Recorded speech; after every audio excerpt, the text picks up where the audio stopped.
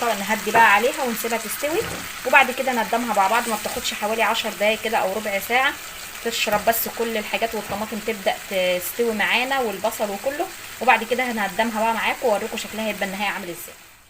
وزي ما احنا شايفين معانا اهوت ادي الطبق السجق بتاعنا. طبعا شايفين نسبه الزيوت اللي بتنزل منه، عشان كده بنقول نحط معلقه صغيره من الزيت. زي ما احنا شايفين قدامنا جزء منه كده. ممكن تعمليه في سندوتشات في عيش زي ما احنا شايفين، ممكن تعمليه في فينو زي ما انت حابه، مش محتاج اي حاجه معاه.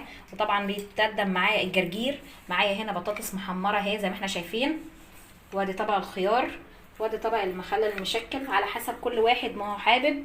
زي ما انت حابه، تكليف عيش تكليف فينو المتوفر عندك والموجود، طعمه وريحه، وان شاء الله الطريقه دي هتعجبك. يا ريت لو عجبتك وصفه النهارده ما تنسيش تدعمينا بالاشتراك في القناه وتفعيل الجرس عشان يوصلكم كل جديد، واللايكات اللي بتشجعنا لمزيد من الفيديوهات. نشوفكم في فيديو جديد، والسلام عليكم ورحمه الله وبركاته.